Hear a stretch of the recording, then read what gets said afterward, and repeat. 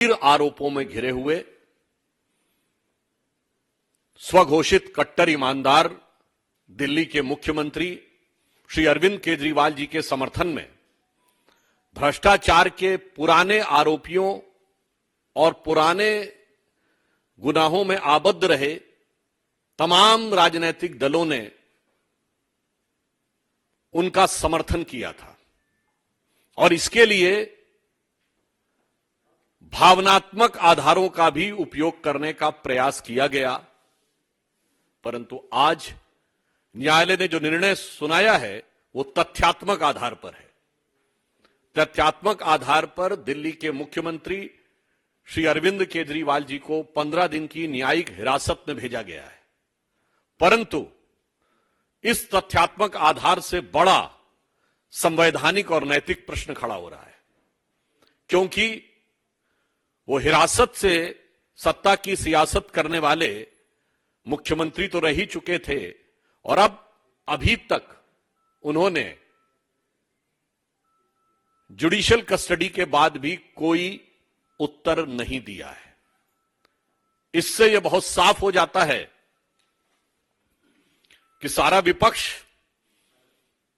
जिस आरोपी को बचाने के लिए प्रयास कर रहा था, न्यायालय की दृष्टि में वो गंभीर आरोप हैं और जो लोग केवल बयानबाजी करने का प्रयास करते हैं, यह विषय सिर्फ एक कानून या नियम का नहीं है। निश्चित रूप से न्यायालय के समक्ष कुछ ऐसे तथ्य रहे होंगे जो ना आपके संज्ञान में है ना हमारे संज्ञान में है, जिनके आधार के ऊपर यह निर्णय लिया गया। अतः हमारे विपक्षी दल जो निरर्थक और अनर्गल बयानबाजी करते हैं, उन्हें इन गंभीर तथ्यों पर विचार करना चाहिए और न्यायालय ने अपना इस विषय पर अभिमत दे दिया है।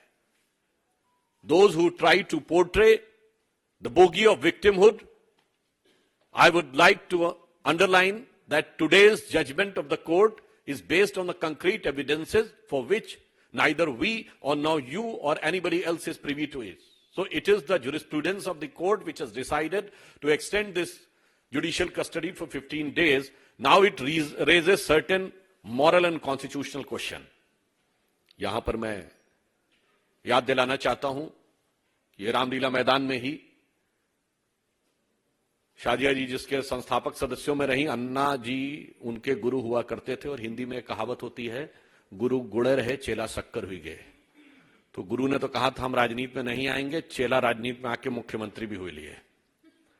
परंतु कल उन्होंने एक दूसरी रैली की जिसमें उनके गुरु बदल गए, गुरु लालू प्रसाद यादव जी हो गए और मुझे प्रतीत होता है शायद उनके भी गुड़ के मुकाबले ये शक्कर होने की तरफ ना आगे बढ़ जाएं, क्योंकि लालू प्रसाद यादव जी ने तो कम से कम इस्तीफा दे दिया था जब वो जेल जाने लगे थे।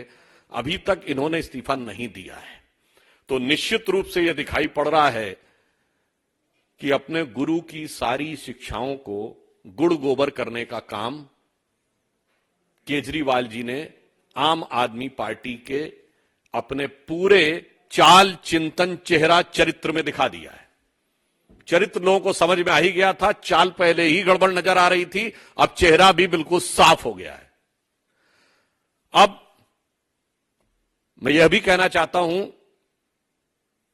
कि इस प्रकार की मीडिया में रिपोर्ट आई है कि केजरीवाल जी ने वहां नाम लिया है कि मुख्य आरोपी विजय नायर आतिशी और सौरभ भारद्वाज को रिपोर्ट करते थे।